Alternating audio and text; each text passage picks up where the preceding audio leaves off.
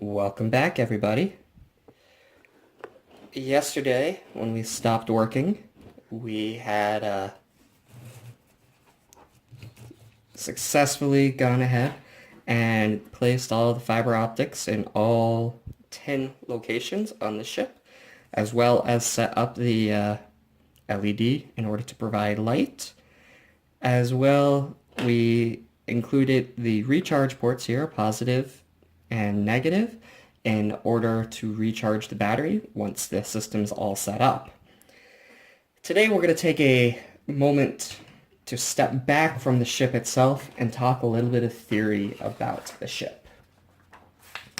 And specifically what all goes into the electronics of making the ship work. So as we've discussed before,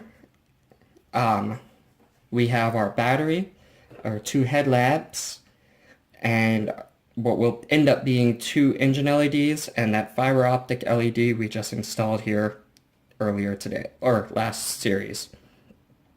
In addition to that, we know we have a switch and at least one resistor. So I'm going to take you through a little bit of how this goes about making the decisions on where the wires go and how all they will be routed. So starting here, we'll just go through from the positive side onwards. We're going to have a joint actually right here where one of these goes right to the recharge, and then we're going to come right off of that onto the resistor here. This resistor is currently unknown. I know I've put the value on it right there, but we'll get to how I determine that value in a moment. But the first resistor is going to want to power the largest voltage things, which are going to be the two blue ones for the engines in the back. Then there will be a second resistor to look for the 3-volt ones for the whites.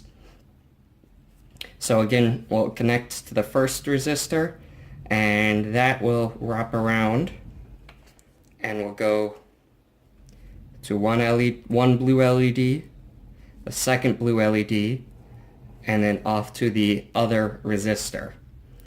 This will allow us then to drop the voltage a little bit further from the 3.2 down to the 3 volts we need for the white LEDs that make up the rest of the ship.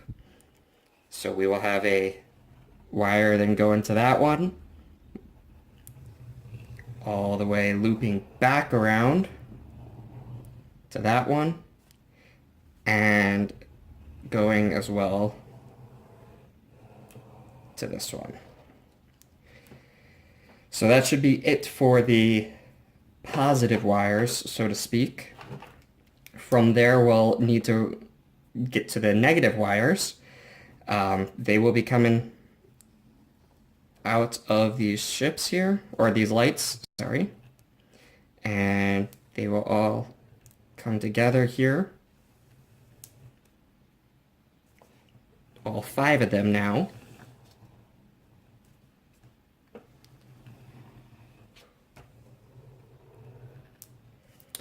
And they will go onto a switch, which I did not draw to begin with, which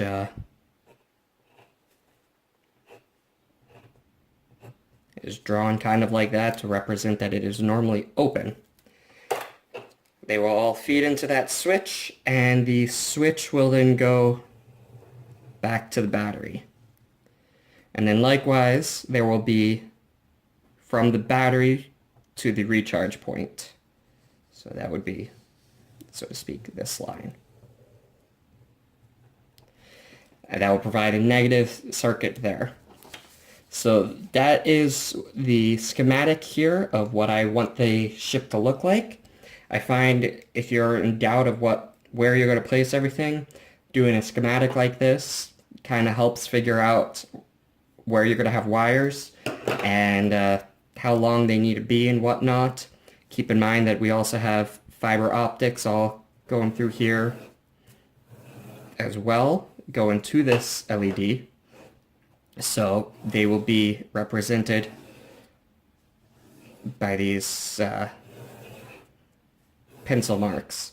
So you can easily see that it's going to get real crowded here real soon once we start running all the wires.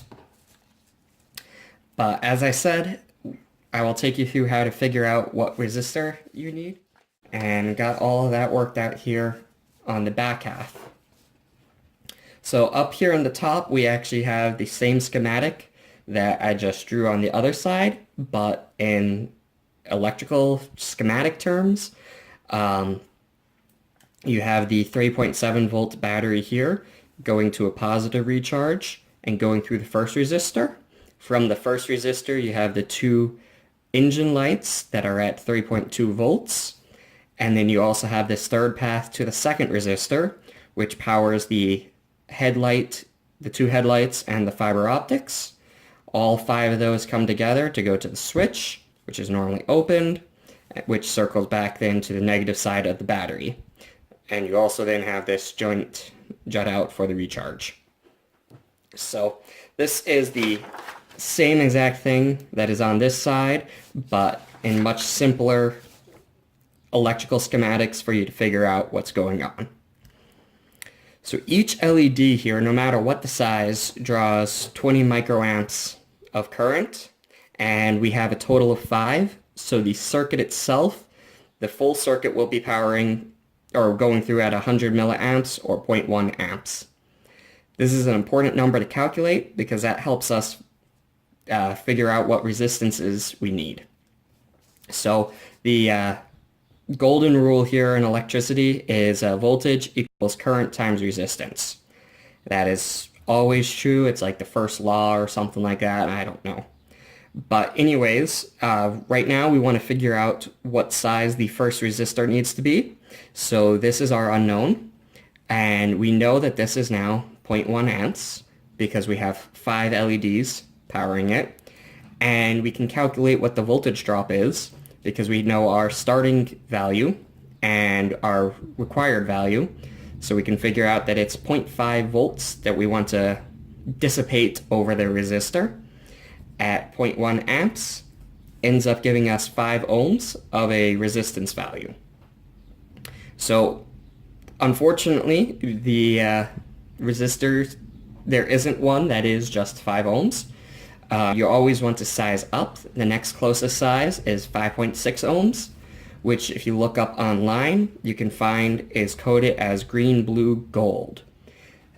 All of this can also be just done on a online calculator, but it's just going to be going through these steps, and I figured if you look at them once at least, then you know what they're doing to make sure it makes sense. So that tells us our value for the first resistor. It's going to be 5.6 ohms. But we still have to figure out the second resistor up here. It has 3 LEDs going through it, so it only has 60 milliamps or 0.06 amps. And then we're dropping from 3.2 down to 3 volts. So therefore, we find out that the resistance value should be 3.33 ohms, which rounds up then to 3.9. And again, an online search tells me that's orange, white, gold. Finally, just as a safety check, the resistors I have, I believe, are all half-watt tolerance, or half-watt capacity, which means that if you try and power them with more than that, they will actually catch on fire. So I don't expect that to be a problem, but it's always a good thing to double check that you're not putting too much power through them. Power is your voltage times your current. In this case, it's 0.5 volts through the first one, which we calculated up here, times 0.1 amps to give us 0.05 watts, which is a order of magnitude below the maximum. And then on the second one, again, we have the 0.2, which we calculated 3.2 minus 3, times 0.06 amps for a power of 0.012, which is drastically below the 0.5 watt rating that the resistors I'll be using are rated for. So this all checks out. There's not a problem here, and I know exactly what resistors to grab.